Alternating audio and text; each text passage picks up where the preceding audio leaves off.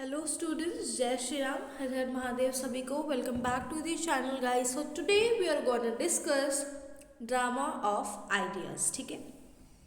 So we have covered various topics such as comedy of manners, expressionist drama. Now we are going to discuss drama of ideas. ठीक है. So चलिए without wasting any time, let's get started with this. So Plato was the presiding genius of drama of ideas, in which intellectual discussion on the current social problems were dominant. तो जब हम थोड़ा सा history में जाएंगे ना, तो जब इंटेलेक्चुअल ड्रामा की बात आएगी, ड्रामा ऑफ आइडियाज की बात करेंगे, तो प्लेटो का नाम सबसे पहले आएगा. उन्होंने क्या किया था? उन्होंने इस तरीके की करेंट सोशल प्रॉब्लम्स में एक इंटेलेक्चुअल डिस्कशन का जो टॉपिक था वो उनके में देखने को मिलता है प्लेटो में. The drama of ideas contain tightly within and persuasive argument for rescuing Platonic tradition between two disciplines, theater and philosophy. Basically होता क्या है ना, प्लेटो जो होते हैं वो इस तरीके की ड्रामास वगैरह का बहुत पहले बात कर चुके होते हैं. उनके बाद बहुत सारे लोग आते हैं जिसमें जॉर्ज बर्नार्ड शॉ का बहुत बड़ा नाम है ना. He is known as the father of drama of ideas. उसके बाद हम जब जीबी शॉ को पढ़ेंगे तो पता चलेगा कि जीबी शॉ जिससे इंस्पायर हुए थे वो हेनरिक इब्सन थे, है ना. That is drama of ideas. So इतनी सारे डिस्कशन में आखिर ड्रामा ऑफ आइडियाज है क्या, इसे जानेंगे. ठीक है. बेसिकली होता क्या है ना कि जो ड्रामा ऑफ आइडियाज है ये एक तरीके का डिस्कशन प्ले होता था. जैसे मान लो कि आप थिएटर में बैठे हो और आपको एक्शन से ज्यादा डिस्कशन हो रहा है दो लोग के बीच में, ऐसा देखने को मिले. That is what drama of ideas. Why it is so students? Because जैसे मान लो कि आप कोई थिएटर में जाते हो तो वहाँ पे एक्शंस देखने को मिलते हैं, डिफरेंट एक्ट्स देखने को मिलता है कि ये कैरेक्टर वो character. But drama of idea का पर्पस ही कुछ और होता है. ड्रामा ऑफ आइडिया समाज में फैली हुई सोशल इविल्स को क्वेश्चन करता है. दो लोग के बीच में डिस्कशन के माध्यम से पब्लिक को एक्सप्लेन करने की कोशिश करता है कि अपनी सोसाइटी में ये चीजें प्रिवेल कर रही है. जैसे मैं एग्जाम्पल ले लेती हूँ जॉर्ज बर्नार्ड शॉ का आर्म्स एंड द मैन. ठीक है. मेरी थोड़ी वॉइस अजीब सी आ रही होगी बिकॉज मुझे कोल्ड हुआ है, so I hope you understand guys. George Bernard Shaw ने आर्म्स एंड द मैन लिखा है और आर्म्स एंड द मैन में उन्होंने एक सटायर किया है उन सभी लोगों के लिए जो वॉर को क्या समझते हैं, वॉर को as a matter of pride and courageous point of view से देखते हैं. जैसे कुछ लोग नहीं होते जिनको वॉर वगैरह हो रही है, लड़ाई झगड़े हो रहे हैं कंट्री से दूसरे कंट्री में, उनको पसंद नहीं आते. उनको लगता है यार इससे दुनिया में क्या ही तबाही मच रही है, इससे ज़्यादा कुछ हो नहीं रहा. बट कुछ लोगों का पॉइंट ऑफ व्यू ये था कि अरे वॉर हो रही है तो बहुत अच्छी बात है, हम अपनी करेज दिखा सकते हैं और ये एक मैटर ऑफ प्राइड है कि कौन जीतता है and all this kind of thing. Arms and the man में एक कैरेक्टर है ब्लंचली जो सोल्जर है, लेकिन वो एक लेमैन की लैंग्वेज में समझाने का कोशिश करता है. हम लोग रायना पेटकॉफ नाम की हीरोइन है, दैट इज द कैरेक्टर है, लेडी प्रोटागोनिस्ट जिसे कह सकते हैं. और उसमें रायना को समझाता है कि जो सोल्जर है वो उसके लिए भी उतनी ही लाइफ इंपॉर्टेंट है जितना आप लोग के लिए. वो इम्पॉर्टेंस ऑफ लाइफ समझाता है कि हम सोल्जर्स को भी जीने का अधिकार है. वेरियस काइंड्स ऑफ थिंग्स वो रायना से बात करते हुए बहुत सारी चीज़ें वो बताता है. He shares each and everything with Raina. तो it is a satire, it criticise the war, it is a satire on the people who are in support in war. ठीक. Okay. So basically it is a type of a discussion play जिसमें ideas का clash होता है ना.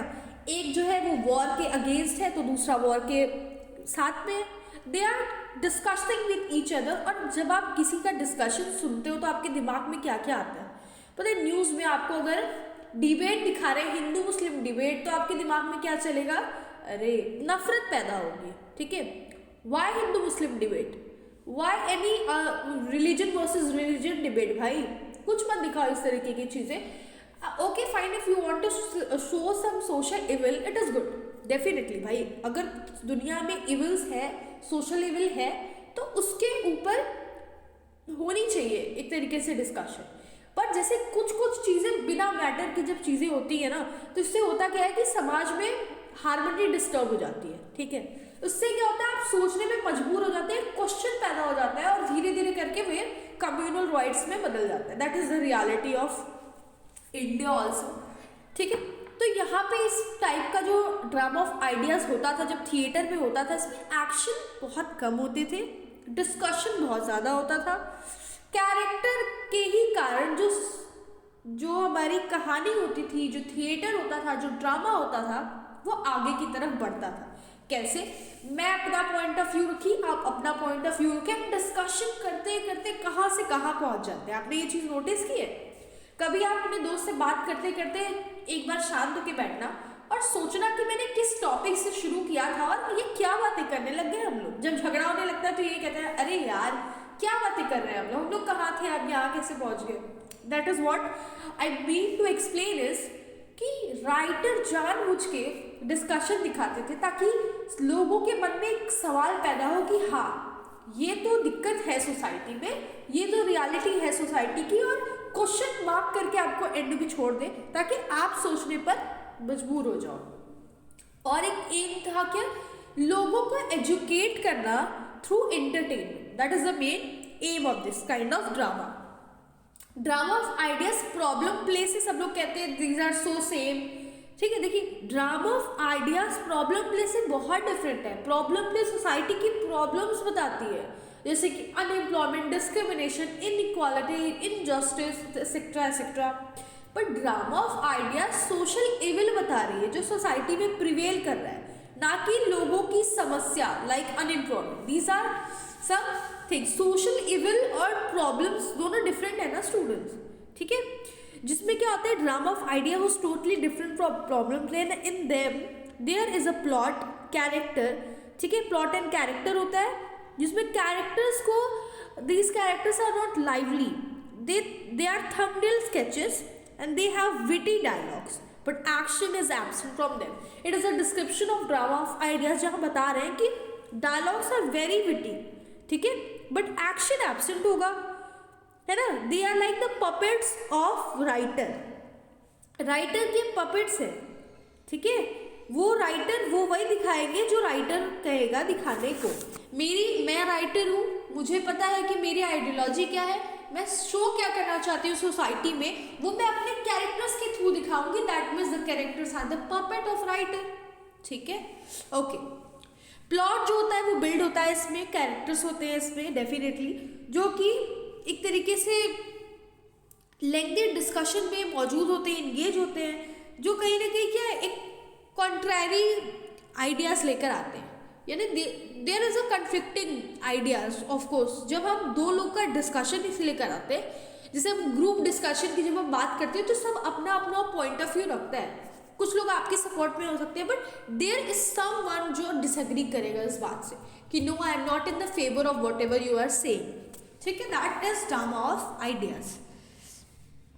Conflict इसमें बहुत important है क्योंकि कन्फ्लिक्ट ही एसेंस है ड्रामा का, जिससे दो आइडिया को हम शो करते हैं सोसाइटी के सामने.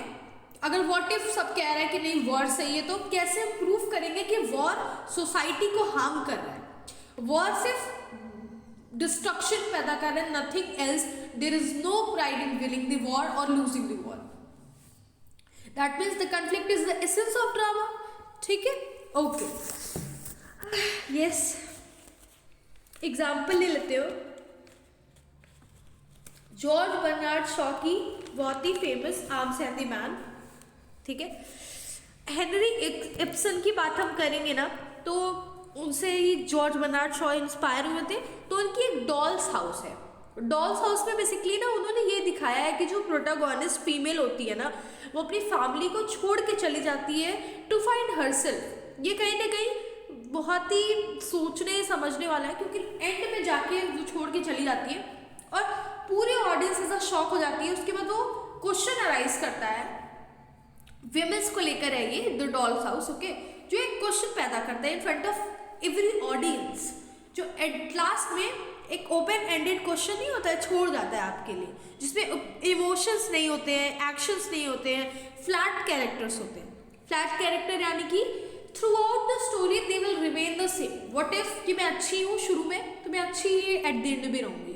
राउंड कैरेक्टर्स कौन होते हैं स्टूडेंट? जो बदलते रहते हैं, they are dynamic in nature, ठीक। ओके, सो कैरेक्टर्स जो होते हैं ना उनको पॉइंट ऑफ व्यू की तरह पर्सोनिफाई किया गया है ना। The point of view is personified as the character. They have dramatic dialogues and shows the clash of ideas, ठीक है।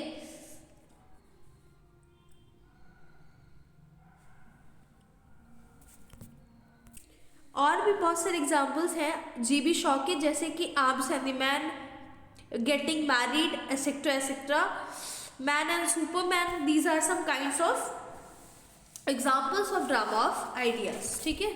आई होप आपको ड्रामा ऑफ आइडियाज समझ में आया हो कि मेन क्या है। फिर हम डिस्कस करेंगे प्रॉब्लम प्ले, ताकि आपको समझ में आए कि drama of ideas is different thing, problem play is very different thing, okay. So I hope, thank you so much guys, जय श्री राम। आई होप आपको समझ में आया हो। All the best for your examinations, take care, bye bye.